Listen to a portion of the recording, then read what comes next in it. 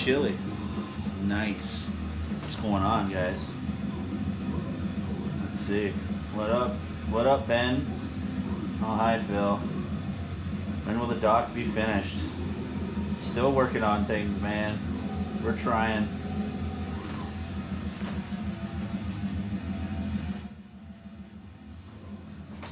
Yeah. It's pretty much we're doing interviews as we get close to whoever we're interviewing. Unfortunately, you know, our budgets are pretty small, so we just do what we can do, and it's coming along pretty well, though. What up, grotesque infection?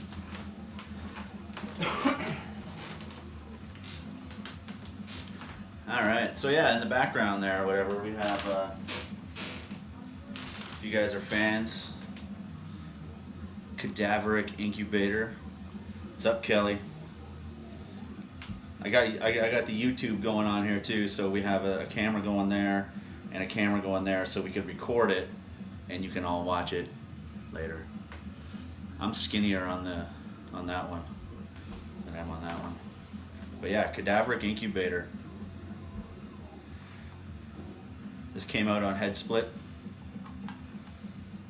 Sermons of the Devouring Dead. It's got like a grind death influence to it.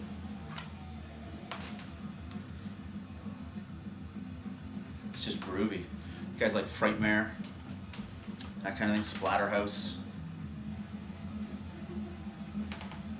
Cheers. I got my vino tonight. But yeah, we're cranking Cadaveric Incubator. And it just so happens too, hey man, just so happens that these guys, the one guy, the drummer, Audie, is in Slugathor. If you guys remember that.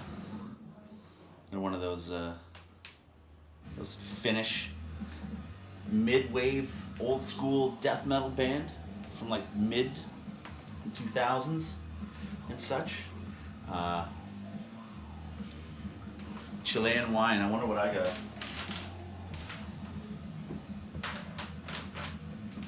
Oh, this one's for Kelly. This one's from California.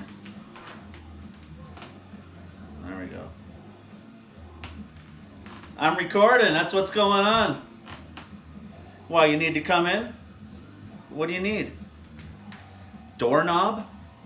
Where's our doorknob? Our doorknobs fall off when they're in the house. Where's their doorknob?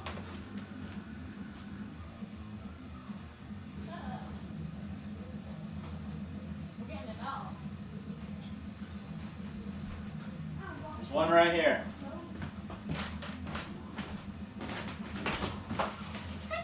Cool.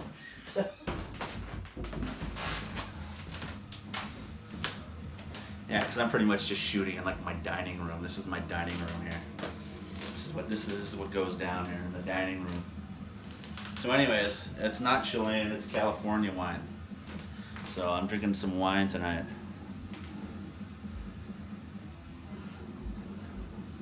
I came out of the hotel room after your interview with Jeff from Possessed. Great time. That was an amazing time. If anybody did go to Quebec Death Fest last year, and wow, all I gotta say is wow, that was an amazing time. Get to hang out with everybody, get to hang out with you guys. There was a few of you out there, totally. So, what else are they gonna bring up? Just doing some support. We got Six of Swords there. We got some Toronto death metal going on here. They ended up coming out, ended up bringing this out. 6 tunes. What's the YouTube link? Well, like I said, unfortunately it's not being streamed live right now. I'm recording it onto YouTube, so when it's done, it'll go up on YouTube, so that's the only way we can do it, but I'll drop the link when we're done with the YouTube, and we upload that one to that one to that one.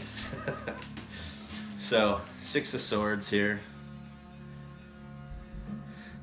This little EP was put out by these guys, but was picked up by Redefining Darkness Records, which we're going to be talking with Thomas Haywood from Redefining Darkness and Seeing Red Records. I'm on both. So yeah, he put out this stuff along with a bunch of other albums, which we are going to talk about when we interview him on Thursday. Yes, he's out of Ohio. These guys are out of Toronto. Six of Swords. Check her out. And I was going through some stuff because today was like a cleaning day. This ain't too bad tonight. This ain't too bad. I like the wine. I've been drinking 40 Creek. That's my usual. That's where I'm going with that. Usually go to the 40 Creek. Love this whiskey. This is fantastic whiskey for anybody who's in Canada.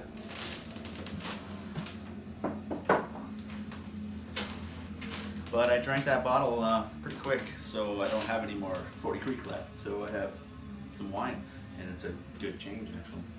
But speaking of friends out of Toronto and everywhere else from the old days, our friend Kevin Stewart Panko, you might know his name through Decibel magazine. And he did it, this was his zine, Doomhauled. Gotta keep it in both, just like that. So yeah, that's how I met him originally, was through fanzines. And obviously, writing, tape trading, zine sending, blah, blah, blah.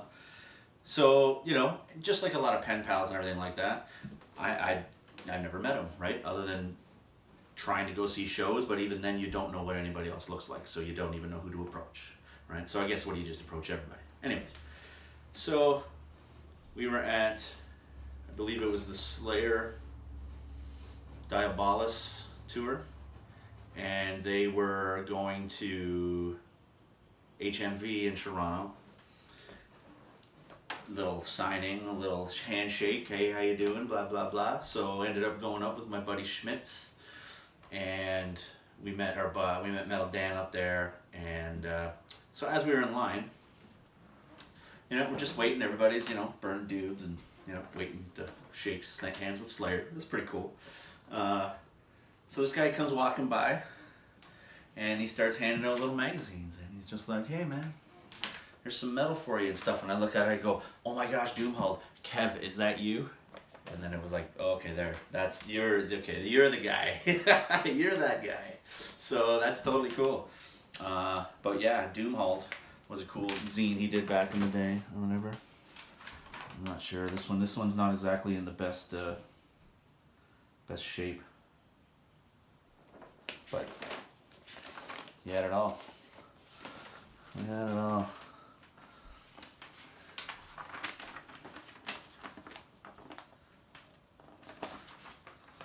But yeah,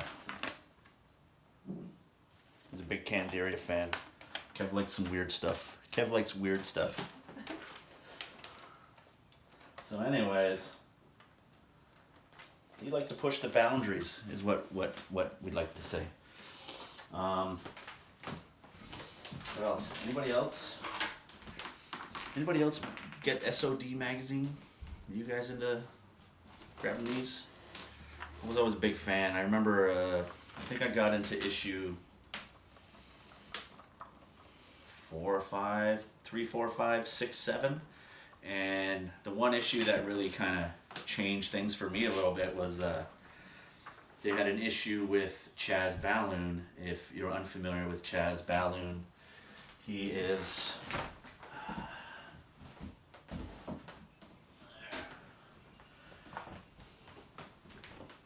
the man behind the Deep Red Horror Handbook. There we go, we're here too. So he did editorial work for Gore Zone, mostly, with a little bit of Fango. And you have all the issues? Yeah, man. So this one issue that SOD did, I forget, and I don't have it anymore. I remember literally I studied this thing because there was an article on Chaz Balloon talking about, the craziest movies, right? So that was definitely a gateway. It was them and Mortician and Impetigo were kind of the gateways to like extreme underground horror and everything. So it's always props to those guys, always props. But SOD magazine, he has it going on again too. It's a new incarnation called DOA. So yeah, David Horn. So he has DOA going on still. So so it's still going. He brought it back. Whether or not they come with the CDs anymore, all these old school CDs, those have Displeased Records. That's some great comp. We got Altar, Howitzer, Unlord, Nembrionic, Whiplash, Pestilence, Cryptopsy, Sadist, Burnt Offering. That's a pretty good compilation, I'd say.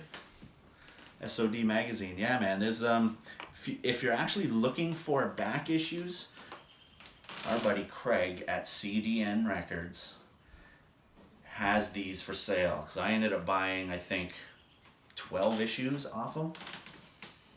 Pretty close or something. Just because, I mean, they always talk about the coolest bands in here. It was like, it's an underground zine, right? It's an underground zine with amazing quality. There's Pessimist right there. Whoa, check it out. Boom, boom. There you go, Kelly. Pick of the issue. Ooh, let's talk about this. Let's see. 10 fucking skulls. You got 10 fucking skulls on this one. Absolutely mesmerizing explosion of death metal fury that bounces you around the room like a super ball shot out of a cannon.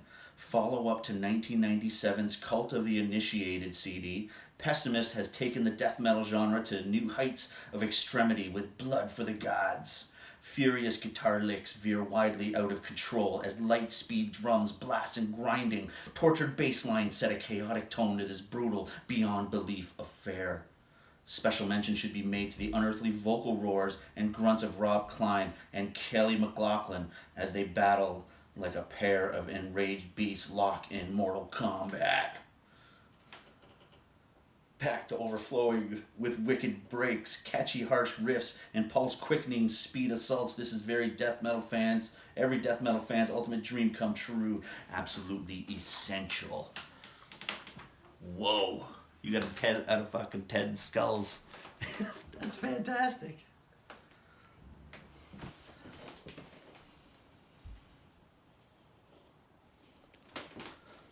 Oh man, great. It is good. Because it's old school, it's underground shit. That's the coolest stuff, man. As much as I loved, we all loved the big bands. But man, this was going on in the background. Oh, there's a Diabolic review too. 10 fucking skulls. Oh. Craig, I have tons of SOD mags. Let me know if anybody wants any cheap. See, there you go. So if you go to CDN Records, which he's going to put a link up in the comments, then you can go on there and find yourself a shit ton of SOD magazines with the CDs in it. That's the best part. Hell yeah. Kelly McLaughlin, 10 fucking skulls. But no, Chaz Balloon though, man, he made this book, Deep Red Horror Handbook. I have a bunch of his fanzines also, Deep Red, and I don't know. I love his art. I love his work. Even his drawings, like that's his artwork and everything like that. So he just gets into the SOD does for death metal, keeping it like underground. Chaz Balloon keeps it going with that and beyond. Dusty. I've had it for a while, man. This book goes out to my buddy Joel out there. He's actually the one I traded with this to get this. So love you, Joel. Yeah, Don't Go in the House. All this, man. This book, I've read it front to back, and it's all just about. It's the best movies. Hold on, there's actually a colored section in this too. Yeah, see, good old Gates of Hell, City of the Living Dead. Right there, Gates of Hell, right there. On VHS. Some good old scanners. Street Trash. That one I don't know. Redneck Zombies. That's a good one too. Trauma. Maniac. I don't know what it is. But anyways, Deep Red. So we have, do we have,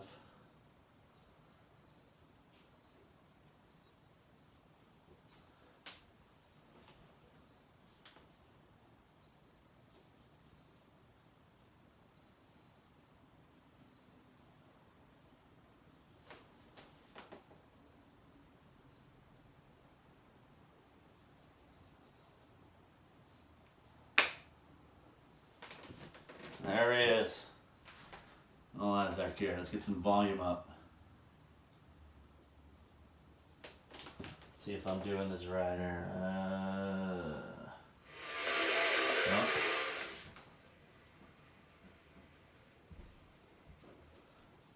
I got so much shit going on.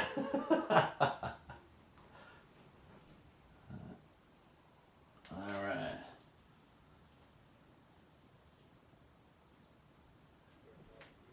Can we hear you? Oh, we're getting there. Go.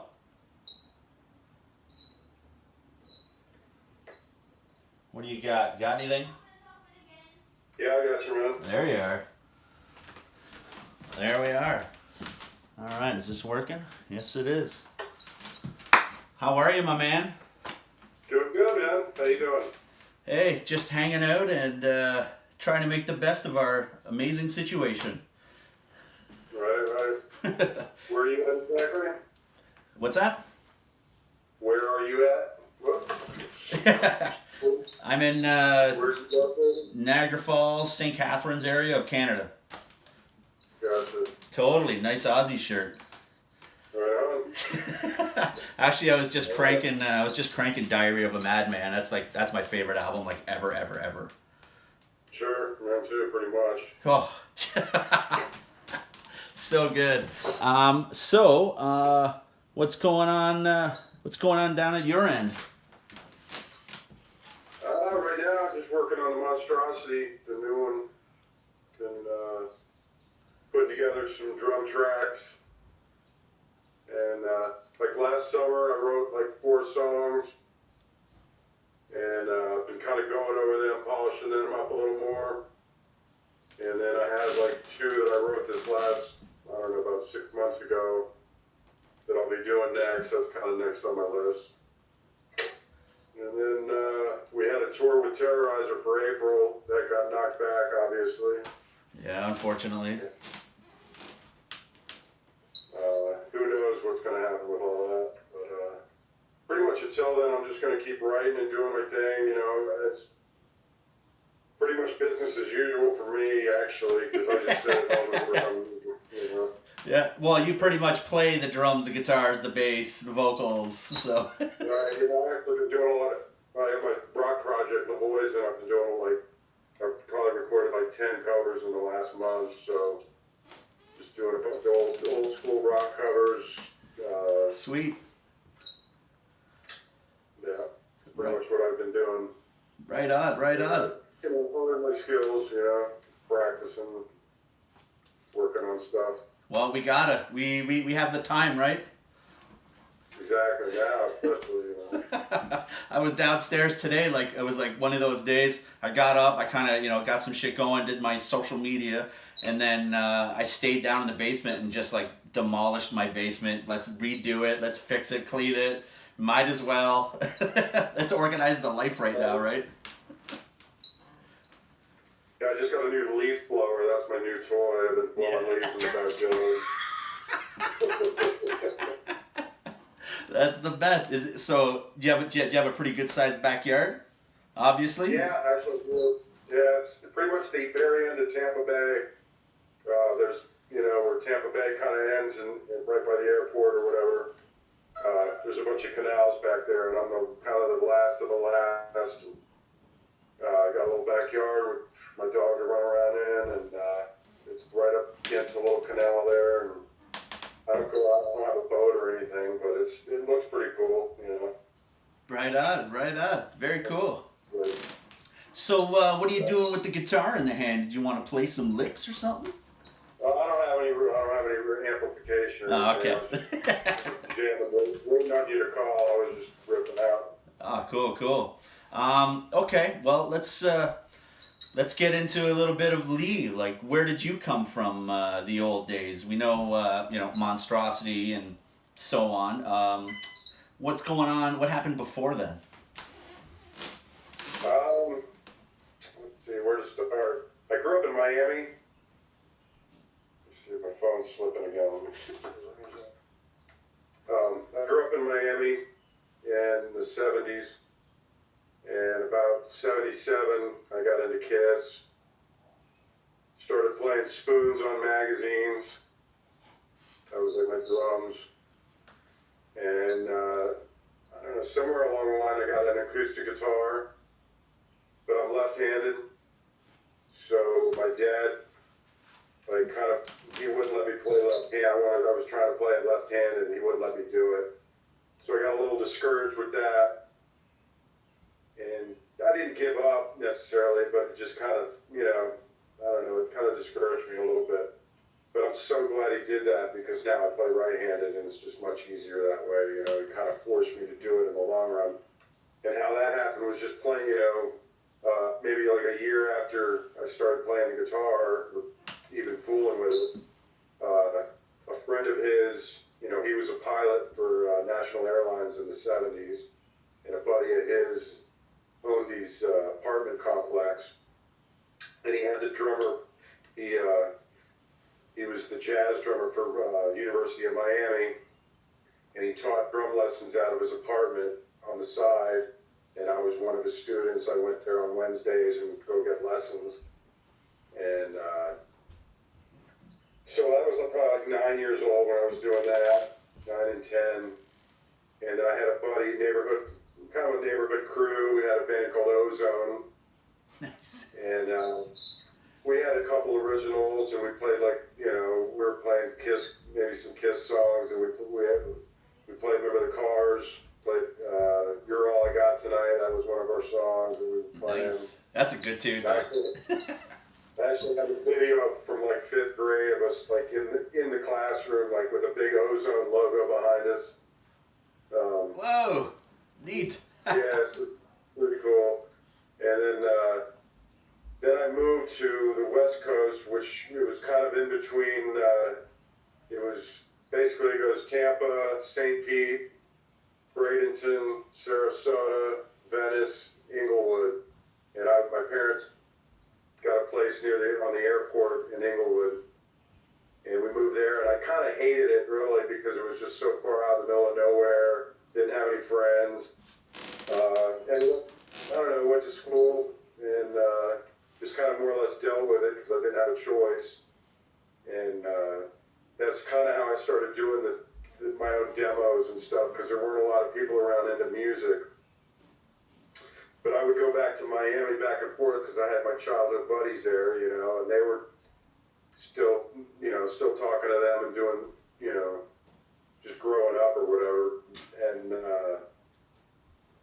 so I went to school and did all that, and I ended up getting a job at a movie theater, and I was working for $3.35 an hour. Pretty much saved up for my first real. I had a drum set pretty much from like 9 years old on, a little 5-piece Slingerland.